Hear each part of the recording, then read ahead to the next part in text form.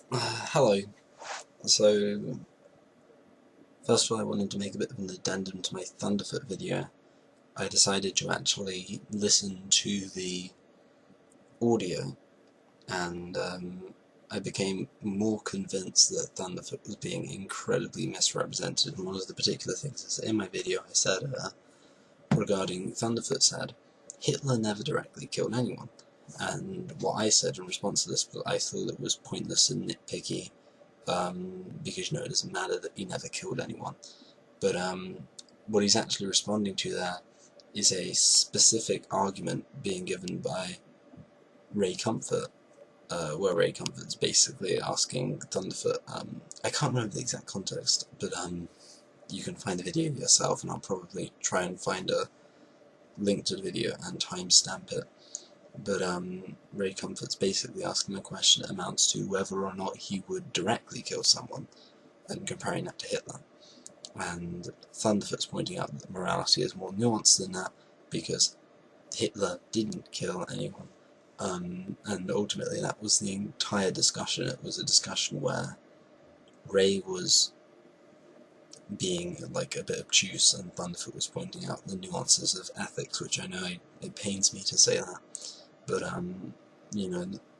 having actually watched it, I'm even more convinced that if you took what Thunderfoot said in that video and turned it against him, then you are as bad as Ray Comfort. Speaking of being as bad as Ray Comfort made a mistake that really annoys me. He said that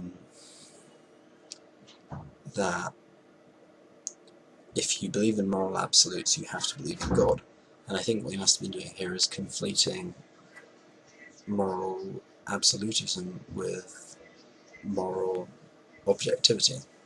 And this is a pet peeve of mine alongside the belief that moral permissibility or moral liberalism is implied by moral subjectivism, which I've talked about before. In fact, it's now my featured video on my channel, because I think it's probably one of the videos that best represents what this channel is about. Obviously you can believe in objective morals and still believe that there is nuance and complexity to morals, and you don't have to accept the idea that moral values are absolute. And likewise, you can believe that morals are consistent and absolute in your opinion, and still be a moral subjectivist. So I don't see how that argument's convincing. Now, another point, I'm going to start trying to make more video responses, not just because there are a lot of video responses I want to make, but also because I feel much more lazy when I do these types of videos, because it doesn't involve any editing, it usually just involves me talking to a camera. Trouble with responding is that I usually sort of, facepalm and just ignore the, or drop out of the video. So I've got some half-finished responses, one on Stefan Molyneux and rape culture, which is fun, another one I can't remember what on, and another one that's a bit out of date now. I mean, most of my videos are out of date. I'm pretty sure I commented on the Charlie Hebdo shooting quite a while after it happened. Anyway, now all of that's out of the way, I'm actually going to talk about religion again, even though I haven't spoken about religion very much. I spoke about it a bit before, and kind of the reason for this is I sort of want to get a few things about religion out of the way. Number one, labels. I identify as a strong atheist, which means I think that we can believe positively. We can have a positive conviction that God does not exist. I'm not really going to go into that now. That will probably be a much longer, less ranty video that I'll make at some point, why it is that I believe that, because obviously that's got a lot of arguments to it. And I don't like, weak atheism gets on my nerves. I feel like it's dodging the question when you ask someone, if you're gonna keep pointing out that atheism is not a belief, it's a lack of a belief, then fine, but practically speaking, it's very unlikely that you'll have no opinion on God. Either you reject the idea of God, and then accept the idea it doesn't exist, or you fall into a very small category of people who believe, who favour neither position. You know, they don't think there's any reason to believe God does exist, but they think there's no reason to believe that God doesn't exist. I hope I didn't just repeat myself. And so yeah, strong atheism, but you know, I just think that's important because, as I'm sure you might realise, I'm not against religion. Like, I'm pretty down with religion, and I'm pretty against a lot of new atheism, even though I actually believe quite strongly that religion is false. Now, the other thing I like to identify myself by, and this is a bit of a inventing a new term type thing, but I'm going to roll with it and go for positive apatheist. Now, in a sense, I'm defining apatheism, which isn't a word I made up. It's a contraction of apathy and theism, and it basically means indifference towards theism. So it means it doesn't matter whether or not you believe in God or don't believe in God. It's more of a personal or cultural aesthetic to, you know, your other beliefs. And the positive aspect of it would be that I do, however, think that it is interesting. You know, I don't care about whether or not you're religious, but I don't care about it in a positive way, as opposed to what I would define negative apatheism as, which is you don't care because you think it's boring and it's not worth discussing. So, because a lot of the time I'll call myself an apatheist to illustrate that I don't really care whether or not someone believes in God. And people say, but you talk about religion quite a bit, so isn't that a bit weird? No, not really, because I really like theology. And I say this now because I was trying to get sort of a chronological list of famous Christian theologians, going from Paul, who wrote the Pauline epistles, to C.S. Lewis. I don't include very many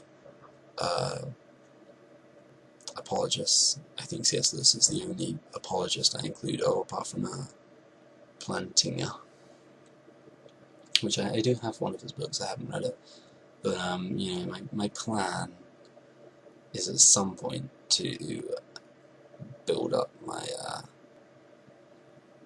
credibility as a lay theologian. So I do find theology quite interesting, and but at the same time I think theology kind of ruins Christianity, and I explain it's to do with the cosmological argument. And obviously the biggest argument against cosmological argument is that you're just creating a bigger question by positing God as a explanation for why the universe exists. Because if you assume that we don't know why the universe exists, then you've sort of got a nebulous thing to deal with. But then a nebulous thing to deal with is, I think, reasonable. You know, you can talk about it to some degree, but there's a lot of mystery surrounding it, and it means that it sort of limits the discussion to what I think would be a reasonable amount, considering something we don't really know. Whereas if you posit God for this, then, you know, theology I consider to be sociological. So it's an extension of sociology. You read theology to understand what people believe and why they believe it, and blah blah blah blah blah. Unless you actually do believe it, and that's fine, but, you know, I don't, so for me it's sociology and history, and to some degree it's philosophy in terms of the hypothetical of if God existed. But, you know, I think a lot of people make the mistake of thinking that because I'm reading or hoping to get involved in theology, that I'm approaching it with the attitude that it could possibly change my mind, and it almost certainly will not change my mind. and it's not because I'm closed-minded, it's just because I don't think that if Christianity was true, then evidentialism would be true. I think that Christianity, if it is true, is something people end up buying into because of emotional and spiritual reasons, as opposed to just, arguing, and then someone go, oh, I guess God exists. Oh. I don't think that's how it would work, and I think it's I can't imagine it. So with that said, I don't approach Christianity or theology with the attitude that will change my mind. I approach it with the attitude that it will be interesting to just get an idea of what other people believe without necessarily expecting to take it on myself. Now, if you accept the idea that God can be posited as an explanation for the design of the universe or the existence of the universe, or as a prime mover, then you are immediately turning theology into what is basically a science. And at that point, I just think it becomes apparent how ridiculous it is to posit God as an explanation for the universe, because if you're going to suggest that God answers the most important question, then it follows from that theology should be something that people learn in a similar manner to how people learn the natural sciences, which in the UK is 6 lessons a week to 9 lessons a week, of a total of 30 lessons a week, depending on what subjects you choose. And I don't know what it's like in America, but I think America they take chemistry, physics and biology separately, which would imply it would be quite a lot, because that's the way with which you end up taking 9 lessons a week in the UK, 3 lessons for each subject. So that's a lot of time, and I think if you suggest that God can answer facts about the universe that I think do relate quite a bit to science, then you are opening up theology as an area of core academia. And at that point, I think it becomes pretty obvious that God is a terrible explanation for an unknown, because what you're doing is you're basically opening up an entire new field of not really knowing what you're talking about and hypothesizing and having all these sort of theoretical discussions, but they have to be had with the angle that you are discussing a real concept that is necessary to explain the universe. If I bought into the cosmological argument, then I would have to believe that God is necessary to explain the universe. And if God's necessary to explain the universe, then I think it just affords theology far too much importance in academia that it hasn't really earned, considering it's just an explanation for an unknown that doesn't really have any predictive capabilities or anything like that. And I know that to some people this might sound a bit like scientism, but it's not exactly, it's more just from a position of understanding the world in the practical sense. If we're going to talk about cosmology, then it's going to have to be a discussion that we have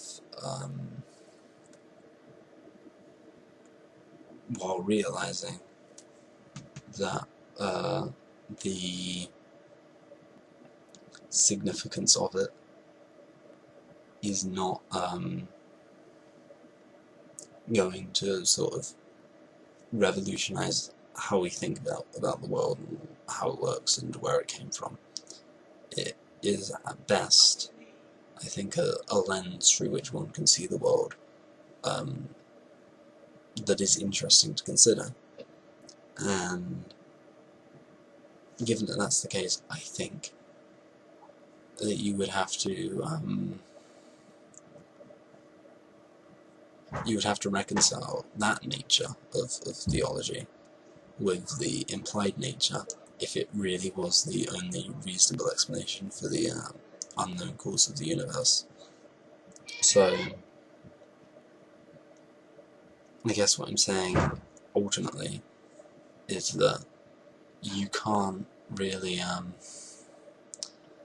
posit an entire field of study that already has its own specific connotations that relate to sociology and theoretical